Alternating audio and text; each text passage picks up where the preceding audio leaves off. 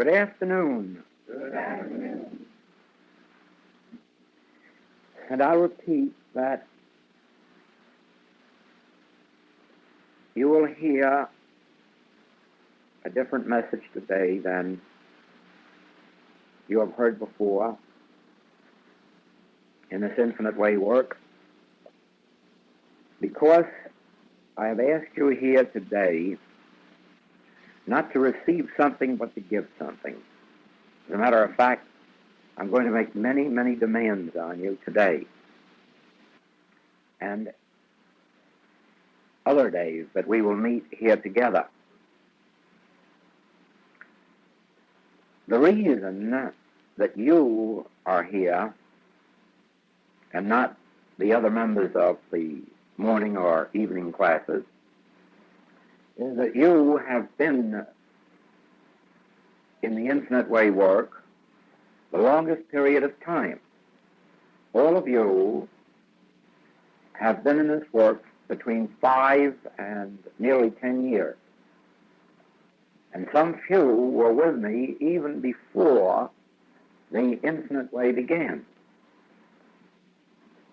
And each one of you have been taking some part in Infinite Way work, that is, become connected with the activity of the message of the Infinite Way. And it is for that reason that you are here and not the others. In the evening closed class, there are those, many of whom are with us for the first time. And they are here to get whatever we have to give, share, impart. There are those in the morning class who are here to further develop themselves in learning how the Infinite Way is lived and how it is practiced, more especially of its application to the healing work. But your years of study have brought you to the place where you know the letter of truth as it is given in the message of the Infinite Way, and to some degree you have attained the spirit of truth. In some measure you have attained the mind that was in Christ Jesus, and for this reason you have attracted to you people out in the world wanting to know something of the spiritual life. And so you are either conducting tape recordings or you are doing healing work, or both, and in other ways teaching the message of the Infinite Way in one way or another. Now, as you have seen, we do not authorize anybody to be an Infinite Way worker. We do not authorize practitioners. We do not ordain teachers or ministers. So that if you are in the work, you are in it because your consciousness has been developed to the place where people are being attracted to you. I haven't sent your people to you, as you so well know, and I have no intention ever of sending anybody to anybody. For the reason that our principal revelation is that it is the state of your own individual consciousness that determines your place and position in life. And so, if you have leanings toward the spiritual and toward work in the spiritual, it will have to be your own devotion to it that will develop your consciousness and attract to you those whom you can serve. In the past, some of you have depended on organizations to supply you with patients or students, or listings, or ordinations, or diplomas. But when you come to the Infinite Way, you find that we have none of those things to give you. You have to demonstrate your own way in this work, and you can only demonstrate it in the degree of your attainment of that mind that was also in Christ Jesus, spiritual consciousness. I can't do that for you, I can merely be a teacher of the Word, and I can impart to those who are willing to receive it some measure of that consciousness. But I can't go out and build you a practice or a student body or a reading public for your writing. You have to do that for yourself. Now, you already know this because you're in the work and you know how little help I've been to you except in the degree of spiritual impartation. You know that humanly I don't lift my finger for you and wouldn't. I would rather you'd fail than succeed through my efforts or my recommendation. The sooner you get back into bookkeeping or clerking or dressmaking, the better. If you cannot succeed on the degree of your spiritual unfoldment. And the infinite way is in the same position. It would be better not to have practitioners or teachers than to have those who are still dependent on human modes and means for their advancement or their success.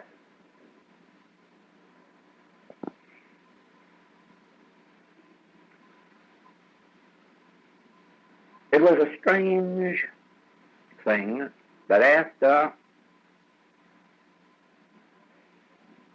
a long time in the business world, 22 years,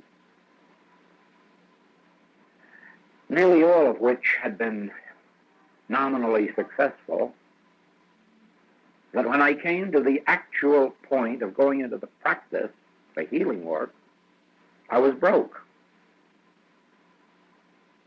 I was without funds and had to begin from scratch. All I had was $250, which I borrowed on my First World War bonus. By that time, I had lost all my friends and relatives who were assured of my insanity, and so would in no wise help me. That was the beginning of my work, and at that time, I did not have one single patient paying me any money. I had several patients I was helping, but they knew I was in the business world and probably were sure I was still prosperous, and so were giving nothing for their spiritual help. And so I went into the practice with this $250 and nothing behind me but God, and had to build up and develop from that point. And as some of you know, before I was through, I had one of the most successful works in that line of work. Well, perhaps it was coincidental, but just before the infinite way began, all that I had earned and saved in my healing work was taken from me. So that when I came into the infinite way, my total assets were well under $3,000. And of that, it cost $1,500 to bring out the first infinite way books. And so you see that when I say to you that you must begin with nothing but God, it's because I have twice had the experience and have found that it's practical and possible and can be done. Now, when I came into the Christian Science practice, I had no patience of the Christian Science field, but it grew. But when I came into the infinite way, I lost my Christian Science practice. And so the infinite way has had to evolve out of that. So again, I can say to you from experience, it can be done, and not only it can be done, it must be done. Now notice this. From the very beginning of the infinite way, I have asked you for nothing.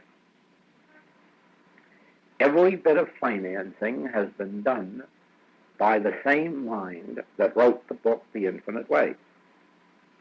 And it has paid every ounce of its way, whether in the publication of books, whether in travels, whether in hotel bills, airplane rides, or whatnot. The consciousness that is the infinite way has provided for all of that, so that there has never been a need to ask anyone any time for even a single dollar. Now that condition still exists. Every activity, even these 3 trips around the world and 4 trips to Europe and 2 trips to South Africa, even that has all been financed without asking one single person for one single penny. And that will continue also.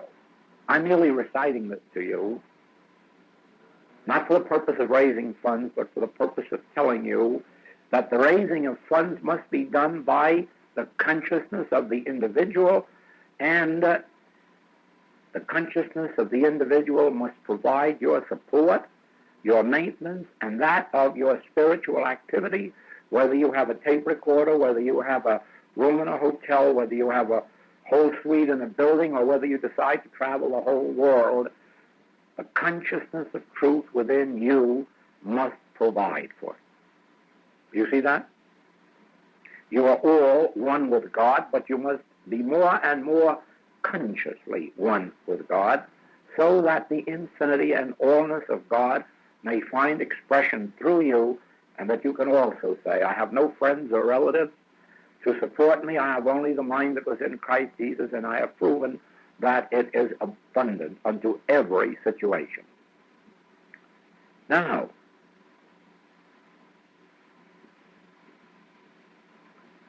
from the beginning of the message of the Infinite Way and Joel Goldsmith have been synonymous. Every bit of the work has been carried on by Joel Goldsmith.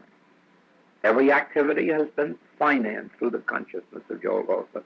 All of the writing, all of the publishing, all of the this, that, and the other thing. And Joel Goldsmith has not only not asked financial aid, but any other kind of aid, spiritual or anything else. Now comes a new era. You who have been identified with this work as students for the last 5 to 10 years, you who have been identified with the public ministry of the Infinite Way, you are now being asked by me to identify yourselves in your own consciousness as a part of the Infinite Way activity, to recognize yourself as a part of it, and to realize this, that doesn't mean merely making your own demonstration of your support in your hometown. It means of identifying yourself with a world activity to which you owe your spiritual wisdom, prayers, support, spiritual, mental, moral, financial. In other words, you have accepted this as a way of life. You've identified yourself publicly with it. Now unite with me. And let us face this entire situation together and realize that it's too big now for Joel Goldsmith to wander around the world alone. It's too big for Joel Goldsmith now to have to do all the metaphysical work for 60 cities, for 60 groups that are meeting in 60 cities, or 100 groups meeting in 60 cities. It's too much for Joel Goldsmith to do all the metaphysical work and all the praying for all of the literature and all of the letters and all of the tape recordings and all of the things. Now the time has come for somebody to unite and say, look, this is no longer your infinite way, this is our infinite way. And no longer feel that you are 20 separate people. You are now a part of a oneness and a wholeness called the Infinite Way, and begin to recognize your responsibility as that. Heretofore, you have been responsible only for what happened in Calgary, and you for what happened in Washington, D.C., and you for what happened in Louisville, Kentucky, and you for what happened in Victoria, B.C., but that can't be anymore. That's just a lot of separate people making individual demonstrations, but the Infinite Way is beyond that. The Infinite Way is now a world activity. And you may operate in one city temporarily, but you are not localized in that city. And it's going to become necessary for you to do as much metaphysical work for Cape Town, South Africa, as it is for your hometown. It is going to be as much a part of your duty and obligation to do spiritual work every day for Joel Goldsmith as it is for your own individual self or your child. I have been doing it for you, that you know. I have helped you to, through spiritual means, to get organized in your cities and your communities and in your work. Now you have to do it for me. And yet not for me, for the infinite way, as if I weren't even on earth. Because the infinite way will be here when I'm no longer visible. But it will be visible as you. And then in its turn, your children or your students or those who are now your patients. Yes, it has been told to me that I will not be able to travel all around the world forever. And that may be true. But that doesn't mean that traveling around the world isn't going to continue to be necessary. It's going to become more necessary. And when you stop to think that the infinite way, well, just let me rehearse a little for you. The new edition of the Infinite Way in America, I think, is the 7th edition. And in England, it's the 3rd edition. That makes 10 editions of the Infinite Way between America and England. Living the Infinite Way is in its 2nd, getting ready for its 3rd. Spiritual Interpretation of Scripture has just come out, I think, in its 7th printing. Already there are, in addition to American and British editions, there are, this is 7th printing. There are translations in Dutch and in German for those countries. And in process right now, Swedish and Spanish. And where it will end, nobody knows.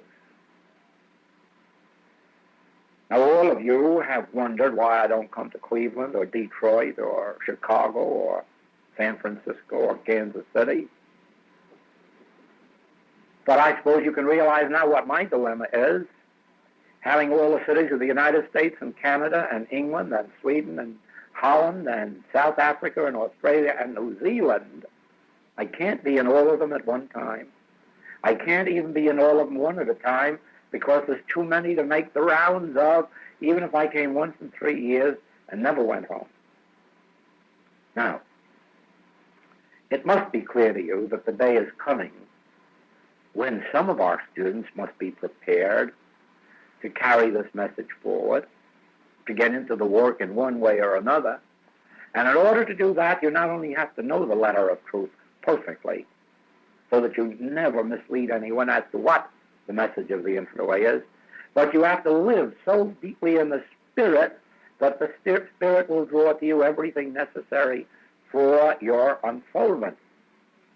And so, from that standpoint, you're going to be asked today, you are being asked, to live more closely attuned to Spirit than you ever have in your lives before, because greater demands are going to be made upon you. Some of you here know that I spoke on the radio in Chicago, and that a record was set that has never before or since been equaled, and that the opportunity was given me to go on television and radio, and that I refused. Now, do you know why? Because have I just mentioned once that we are a healing ministry, I would have had more requests for healing than I could take care of. And I had not sufficient students prepared to jump in and do healing work so that I could have said, good, divide these requests for help up among 25 or 50 of you, because I didn't have 25 or 50 capable of jumping in and doing healing work on a sufficient basis to be assured that they could do it. And you know that in this work, healing work, is the decoy. Everybody believes they need healing and want healing. It isn't true. They want God. And so when they come to us seeking healing and supply, we say to them, silver and gold have I none. Such as I have give I unto thee, which is the word of God, Spirit, truth. And so our work really is turning their request for healing into spiritual consciousness. Well, from the sale of the writings, the possibility that radio may be ahead of us, I can say to you that we need workers, consecrated workers, people who are willing to leave their nets, leave the world, and live inside it. You don't have to neglect your families. You don't have to run away from them or desert them. You don't have to give up your family obligations or duties. You have to perform those things for Caesar that Caesar demands. But you must reserve within yourself that part of your consciousness which must be reserved for the Spirit, and you must be ready to break enough with your social obligations and so forth to be prepared to meet the spiritual demands that are made upon you. And so this is in the nature of telling you that you who have been identified with the work must first of all be prepared for greater demands being made upon you. Even some of the healing work today that comes to me through the mail I can't take care of, and I am referring them to those teachers or practitioners in the local field. Wherever I have any assurance that there is someone capable of healing, I am referring my calls to those. The others I can't until I have some assurance that when they're called upon they will be able to respond, because I would then be turning someone over for bread that may be given a stone. And so I do not recommend any of our workers until I have some way of having an assurance that they have left the world enough to be able to do healing work. All right, that's that. Now,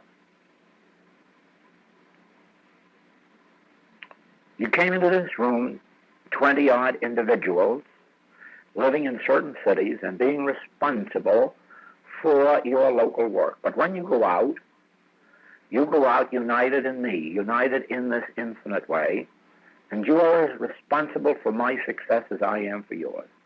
You are as responsible for the infinite way success in Bulgaria as you are in your hometown. And if, as looks possible, we are called into Russia, it will be your function spiritually to go into Russia with me, or any other place that this call comes. You have got to consider yourself a part of me and a part of my activity, or a part of the activity of those who continue in this work. Everyone in this room must rise above the human traits of envy, jealousy, self-seeking, self-interest, and when they're tempted with those things, meet them within themselves, realize them for what they are, temptations to obstruct this work. Now, as you know,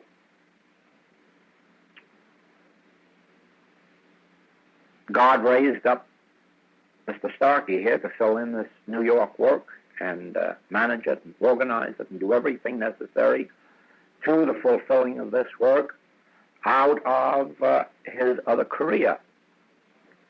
Evidently, when God is ready for a work to be done, he has a way of raising up somebody to do it, even if he has to insult him, as I insulted Mr. Starkey at one time by telling him that his career as an actor was all over and he'd have to give up the idea of it, which he didn't like.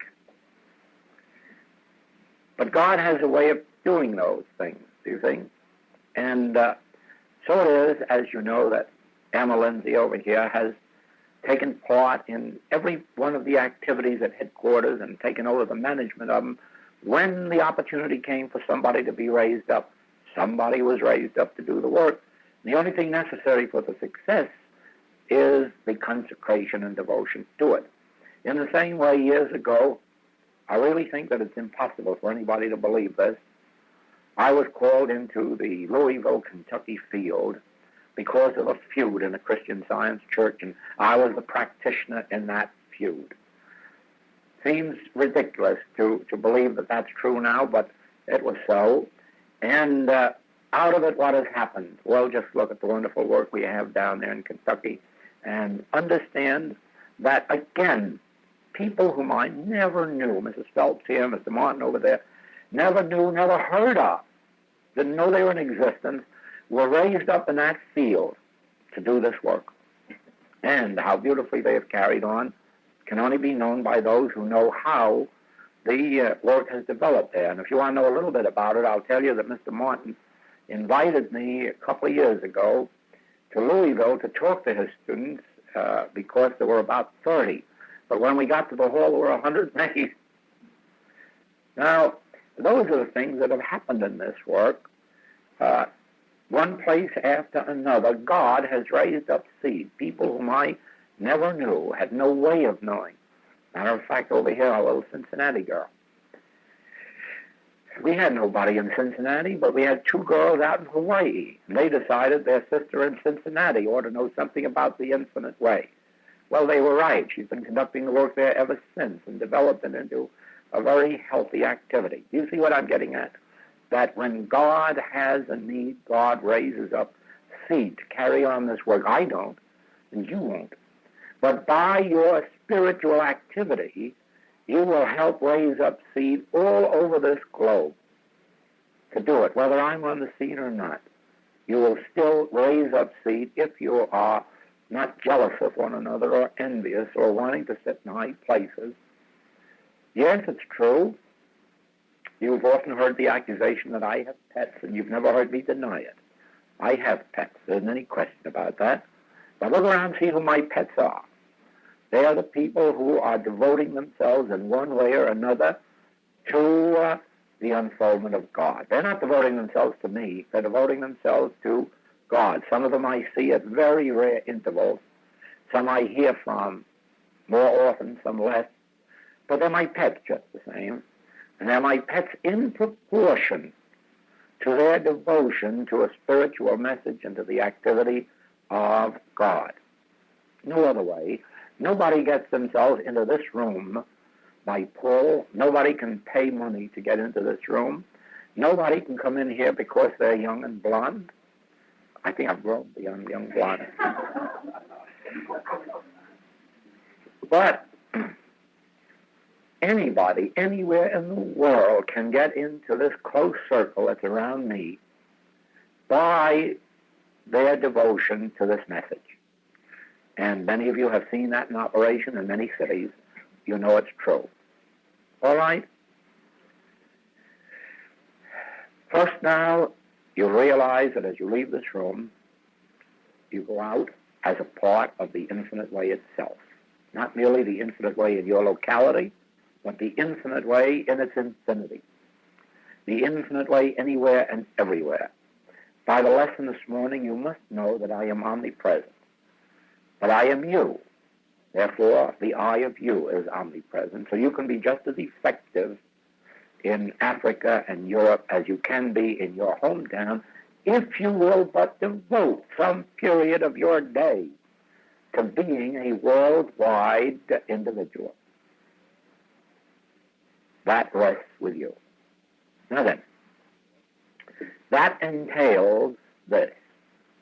First of all, in recognizing yourself now as a part of the infinite way, please realize that the infinite way is an activity that is getting worldwide and therefore requires worldwide support.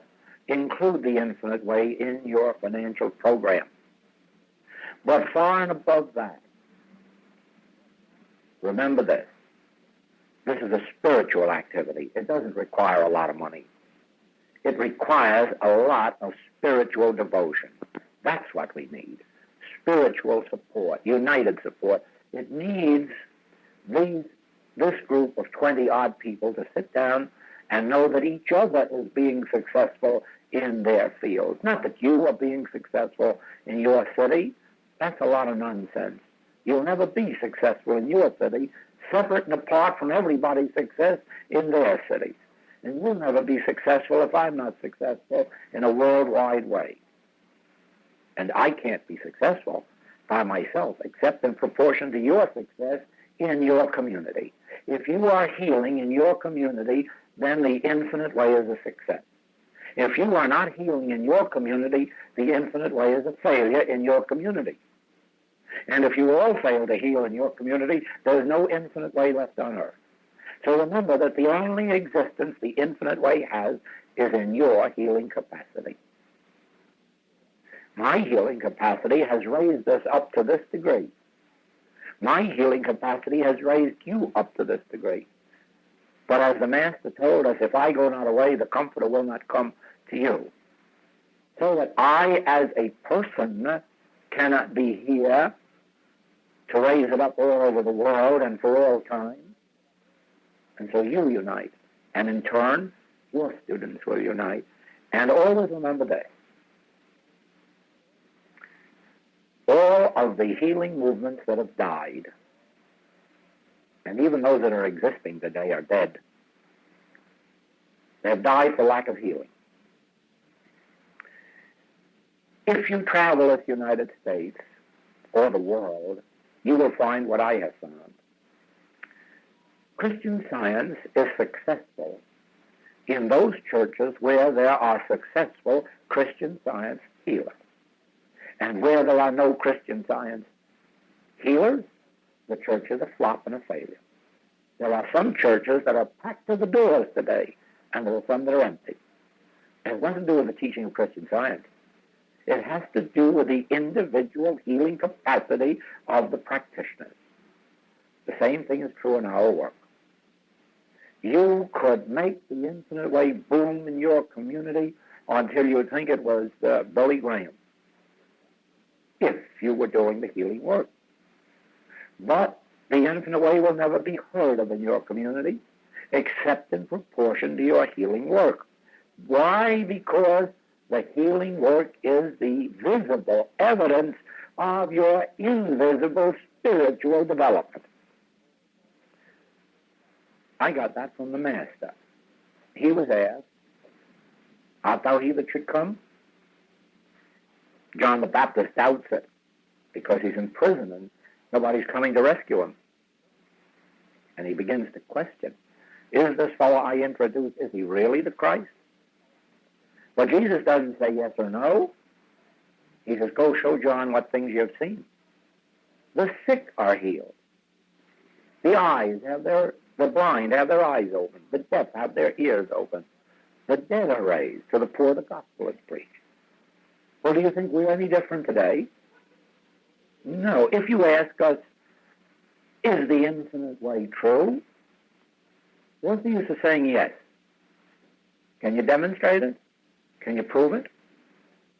Can you bring healing? Can you bring comforting to those who mourn? Can you free the slave of alcohol from his false desire? Can you free the slave of sensuality from their desire? Well, that's the only thing that will tell whether or not the Infinite Way is true. And so remember this. The question must come to you inevitably. Is the Infinite Way something for today, or is it something for eternity? I can give you the answer. The Infinite Way is only for that length of time in which there is a healing consciousness to be individually expressed in the world. When the Infinite Way no longer heals, it will be out of existence. So far, it has developed around the world through my individual efforts. It has sprung up, as many of you have seen, in city after city where I have individually done healing work. But that does not go on forever. You are in the position now of carrying that on in your community. It is you who have to prove the Infinite Way, not me. I have proven it to you and to some people in your community. You have to carry on the burden of proof. If you can do it, the Infinite Way will flourish in your community. When you can't do it, if someone else is raised up, it will no longer flourish. The whole activity is dependent on the healing ministry, because the healing ministry in this age is the evidence of God with us. It's the evidence of our spiritual attainment. Once you can show to people that there is a healing power, and that there is a comforting power, and a supplying power, then they are ready to take the next step and align themselves with that power which is God. You see that? All right? So as you succeed in your individual communities, it is my function and those of all of us to help each other spiritually prosper in each other's community, to know that the same healing consciousness that is operating in your community is operating in all the communities all over the world.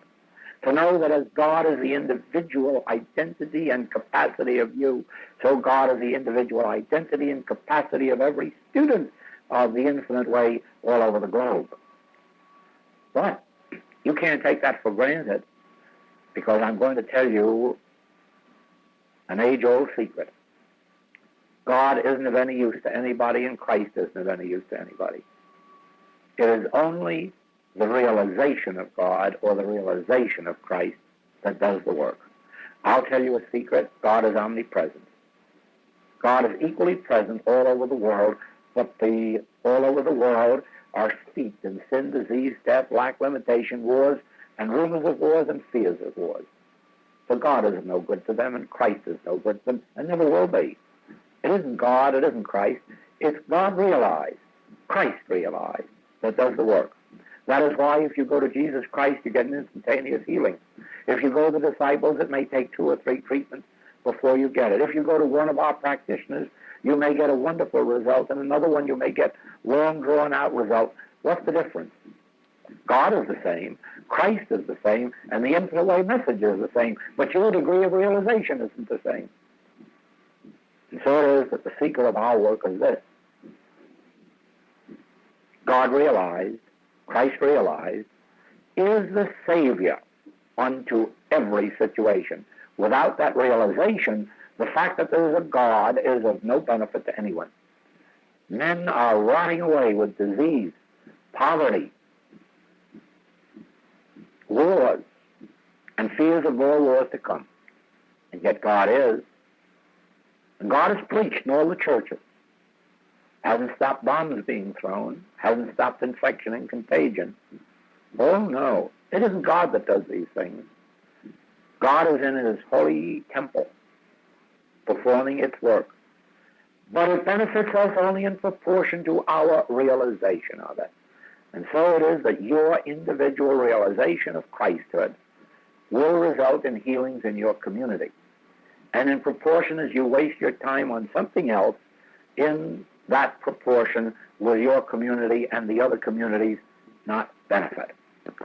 And so we start with asking of you, first of all, I don't think so much asking you as telling you that you are now united. I don't think that any of you have the capacity to refuse or to withdraw. I don't think that I would have been led to speak to you if the time hadn't come when it was too late for you to back out. Personally, I am a little bashful about asking for things for fear I'd be refused. That's why I was never a good salesman. I couldn't ask a buyer for an order. I was always afraid of being refused, and I don't like to be refused. So I think I was led to wait until you haven't the capacity to refuse. So there's no use asking you to unite. I think I'll have to tell you, you have been united. You are a part of a worldwide activity, and more than this, you are the first 20 in the entire history of the infinite way work to be united. Before you, there was none. After you, there will be others, but there will never be another first 20. Do you understand that? Do you understand the responsibility that entails? Because in later times, less will be demanded of people. You know, in the early days of Christian Science, the members were so enthused and had such responsibilities that they got together, worked like Trojans, and they built $1 million churches, $2 million churches, $2.5 million churches. Just a little handful did that. Now all the rest of the people come in and put in a dime to sit in them. If you ask them to build $1 million church, they'd think you were being commercial. You see that? It is in the same way. But things will be demanded of you that will not be demanded of later infinite way students, because your united consciousness will have raised up this temple of the infinite way. And the rest of the world will merely have to be invited to walk in and partake of that which your consciousness built. So the greater responsibility always rests on pioneers. And I think it would be better for the world if all these religious teachings died every generation and let some new pioneers be raised up so that they could unite in building these edifices, even if they were material edifices, just for the point of showing that the Word can become flesh. Do you see that? All right. That now is the first part of what I've asked you here to hear. And the second part goes much further.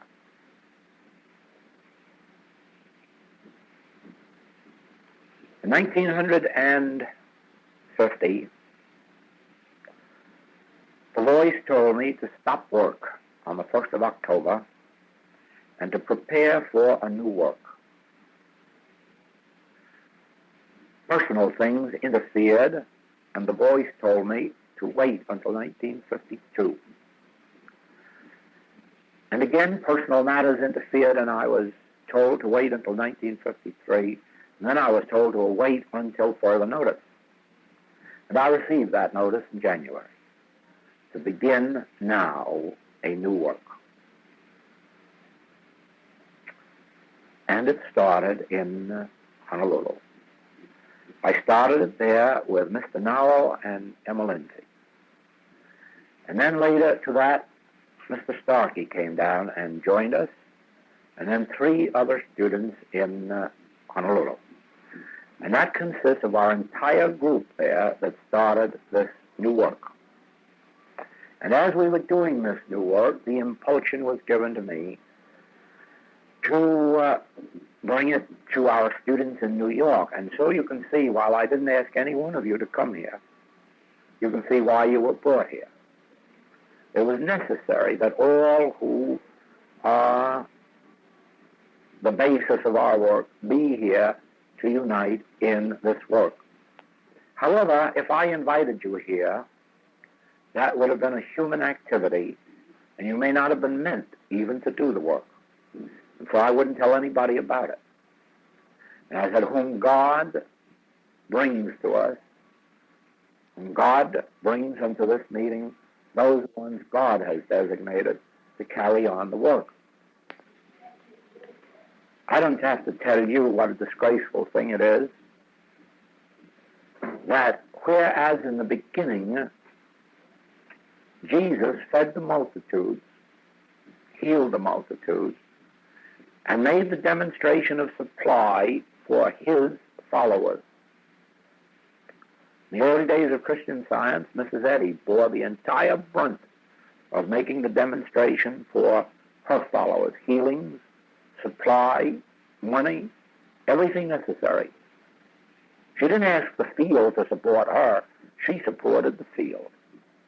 In the infinite way, at no time have we asked the field to support us, but we have supported the field, spiritually, in some cases even financially. And in every case, financially borne the activity of the thing. But you want to know something? That the church reverses all that now and says to its people, you must support me. You must support the church. You must support the ministry. You know why? Because the only thing that governs the church is the same thing that governs government, material sense. They don't acknowledge that they have enough spiritual sense to support you. They ask you to support them. But we can't be guilty of that. Our only support for each other is in the degree of our spiritual enlightenment. Don't ever ask your patients or students to support you. You support them spiritually. You support them, and if necessary, even with the finances. Not taking the burden of their living on your shoulder, but being a temporary help to them. If they ask for bread, don't give them a stone. If they say they're hungry, don't give them merely a prayer. Give them something to eat and some clothing.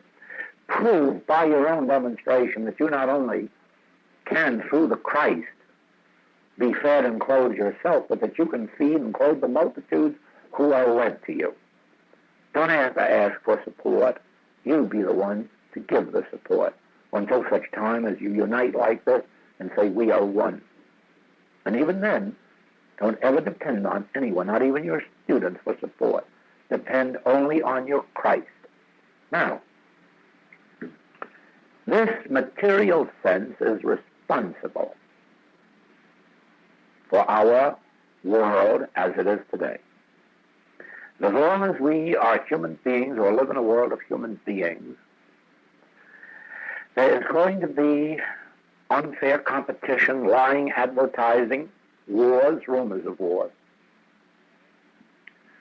And this can only end when spiritual sense takes the place of material sense. You can illustrate that in this room. In the degree that there is material sense in this room, there is greed, envy, jealousy, malice, lust, seeking, self-seeking, so forth and so on. In the degree that there is no material sense, but only spiritual sense, there is love, sharing, cooperation, healing, giving. You see that? Now, supposing we here were to agree that every one of the 10 commandments could be removed from this room, and that we could get along without any laws against stealing or any laws against adultery or any laws against this, that, or the other thing, that we don't need and that we're not here to get anything from each other, but if anything to share and give, cooperate. Well, that would be spiritual sense. Now then, when spiritual sense, spiritual consciousness envelops this globe, that is when there will be no more wars, no more poverty, no more ignorance, no more fear. You are all familiar with the fact that on page 40 of The Infinite Way, there is this passage that spiritual consciousness destroys material sense, destroys the bondage to material sense, breaks up material ties, so that we have no obligations to each other of any material nature, our only obligations to love one another. You have also heard me refer to our work as a spiritual underground. Well, now I'm here to tell you that since January this has been in operation consciously around the globe.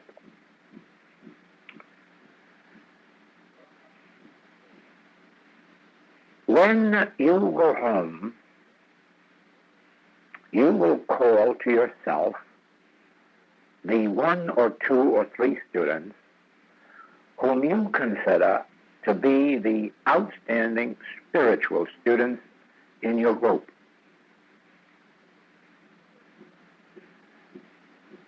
You will call unto you that 1, 2, or 3 whom you feel have so far left their nets that if you say to them, you will have to come to my home once a day, 6 days every week, and if you have the opportunity, Saturday, Sunday also, 7 times a week. Regardless of what other obligations you may have, I have to see you in my home or in my office every single day of the week. Don't ask anyone else. Don't ask anyone whose obligations and duties are such that they would say, oh, I would love to do it, but I can't. Don't let yourself get slapped in the face with that. You want only if it's 1 in your community. If there are 3, fine. If there are 5, still better. But be sure they are people who are devoted students of the Infinite Way, who are not mixing themselves up with Christian Science, unity, New Thought, and the Infinite Way, and thinking of themselves as being on this path. They aren't. You want, as I want in this room, only those who are dedicating themselves to the Infinite Way. So I want you to have in your room, for this purpose, only those whom you feel have left other teachings and are dedicated to spiritual living through the message of the Infinite Way. Now, I don't mean there aren't other ways of dedicating yourself to spiritual living, but I'm not interested in those at this moment. I'm interested in those who are dedicating themselves to spiritual living through the Infinite Way, and it is for this purpose. When they unite with you once a day, you ought to realize this. We're not interested in demonstrating peace on earth. We're not interested in demonstrating prosperity for any nation or for the world. We're not interested in demonstrating anything for anybody. We come together for one purpose, to sit in the silence and realize Christ. Christ omnipresent, omniactive in human consciousness that covers the whole globe. You sit in that silence until you achieve your click, until you achieve your realization of the presence. When you have realized it, you will then realize that the Christ, realized in your consciousness, is now operative and operating in individual consciousness throughout the globe. Those who have died and gone on, those who are on earth, and those who have not yet been born. Do you see that? No use of just spiritualizing those who are on earth because they're going to pass off and the next generation is going to be as bad as we were. No. You are to sit in the silence until you realize Christ, until you have the feeling of the very presence of Christ in you. Then when you have realized that, you will realize that my realization of the Christ makes the Christ available in human consciousness throughout the globe, past, present, and future. Do you not see that if Christ were active in your consciousness and mine, there couldn't be a sin, disease, or death in the room? Do you not see that? Do you not see that if one person sat in this chair and had a realization of the Christ, that everybody in the room would feel it? You have seen that. You've seen it not only in our work, but surely you've seen it in Christian Science work when one of the very spiritually minded lecturers is on the platform. It's just full of healings. Just full of healings. When the others are on there, nothing happens. See that? The same thing is true here. You've all seen in groups where we had wonderful healings when I was on the platform. You've all seen wonderful healings in our classwork. That's just with one individual realizing the Christ. Now just think when two or more are gathered together and realize the Christ, and realize that if there are 10 righteous men in a city, what would happen? The whole city would be saved. You see that? Now, we're not going to demonstrate anything for anybody, and we're not interested in whether the world is at peace or at war temporarily, or in poverty or in lack. What we are interested in is that we individually attain a Christ realization, an actual awareness of the presence of God. Then, having attained it, realize that the Christ realized in our consciousness is omnipresent and omniactive in the consciousness of individuals throughout the globe, past, present, and future. And you will find that that realized Christ will dispel material sins. Just as a practitioner realizing spiritual activity in his consciousness removes the materiality from the patient, resulting in their healing, so does the realized Christ in my consciousness remove even the desire for sin, disease, and death in another consciousness. So is that with you. Now, before this trip is over, just think, before this week is over, we will send 20 people out into 20 cities, realizing the Christ every single day of the week, and realizing it not merely for themselves or the infinite way, but for human consciousness, past, present, and future. We may even set free those that are in torment on the other side of the grave.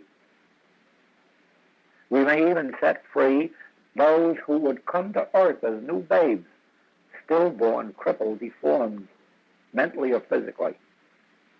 We may set them free.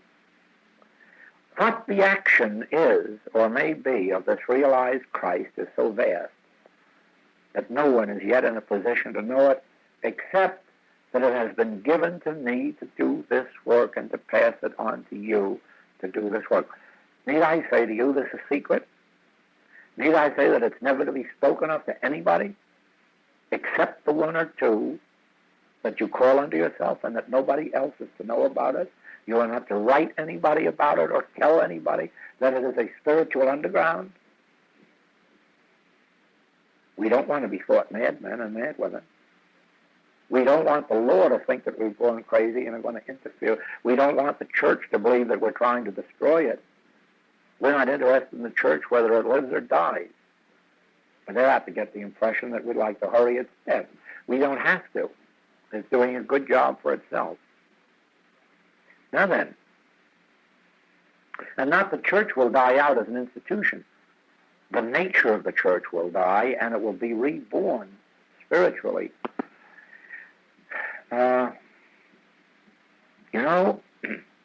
When I was in England, the Congregational Church of England sanctioned spiritual healing and set aside a sum of money for any of its ministers who wished to study spiritual healing to study it. And I had the privilege of being for 4 hours with 2 ministers who were interested. And one of them is beginning the study and practice of spiritual healing in the Congregational Church of England. Brother Mandus is working with many over there in the Church of England and the Congregational Church also who are beginning to take up this work, so forth and so on. So you see that it isn't that the church will ever be destroyed, but the materialistic nature of the church will be destroyed so that Christ will be raised up inside the church. And the church will become a healing temple. And it makes no difference whether it's the Hebrew church or Protestant or Catholic. In time, every church will become a center for healing, which means a center for bringing Christ realized into individual consciousness. There are loads of ministers interested in that. I can tell you of one in the United States who is a very well-known Protestant minister who is working with hundreds and hundreds and hundreds of copies of Infinite Way writings among hundreds and hundreds and hundreds of his students and patients. See that? That's the way it's going inside the church as well as outside the church. Now, there are some things that are too sacred to talk about. There are some people, friends of mine, mystics, who have asked me to write a book on my own inner spiritual life, and I've always refused. The reason is that what takes place inside of me is something so sacred I couldn't tell. I don't know if I could tell it to my mother, and my mother has been my closest pal. It's a thing that I can't talk about. When I was in England this last trip, I was awakened early in the morning, and God gave me 2 articles, one called The Monastic Life and one called The Mystic Life. And you know that I have never been able to publish them or print them. I hesitate. I draw back at putting such a thing where the unillumined thought can tread on it. But it's going to be published in England. Now, that is the way you are to consider this work that we are doing, this group of 20-odd who constitute now this backbone of the Infinite Way, sacred and therefore secret. Let nobody know it but the 1 or 2 that you invite to partake in it, and please be very sure that they are dedicated to the Infinite Way message. Because you find it very embarrassing if sometime they break away from you and then go outside and start talking about this thing, this newly conceived babe which hasn't been born yet, which we're still carrying in our spiritual womb. We certainly don't want the world banging up against it and banging at it. Let us prove it before we talk about it. I already have seen evidence, and so has Mrs. Lindsay, and so has Mr. Nowell, so has Mr. Starkey. They have seen evidence of what this will do in the world and how far-reaching it is, and how many in far places have responded to what we have already done in Honolulu. Someday you will see what happens through your realization of this, and it will astound you. But until you do, why talk about it when you don't know yet whether or not it will work, except that something within you says, I know it's right. But wait for a little more proof. And even then, don't be too free with it. This that I'm giving you today is the most sacred thing in my life. And if you violate it, you're not only violating your own sacredness, but mine. I'm trusting you with my pearl. I'm giving you the pearl that has been given to me. Treat it as a pearl, if not for your sake, for mine. And do not permit anyone who comes to you to discuss it with their husbands or their wives or anyone else who may be close to them. This is a sacred work, and it must be kept a secret work.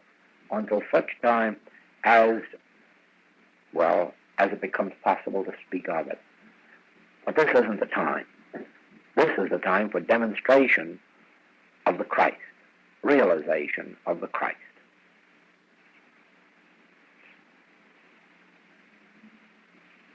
Don't think for a moment that you need a big group. Please be just as happy to have one person if you have confidence in their spiritual integrity. Don't endanger your work by having one extra one for the sake of numbers, or 100 for the sake of numbers. Don't do that. And I'll tell you another reason. It's as useless as having 20 practitioners work on one case. You only need one if it's a dedicated one. It's all right to have 20 if you're sure that all 20 are equally dedicated. But the mere fact of having 20 instead of one won't help your case one single bit.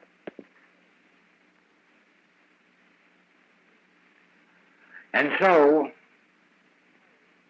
this is a good afternoon and an aloha and a caution to keep this sacred and secret.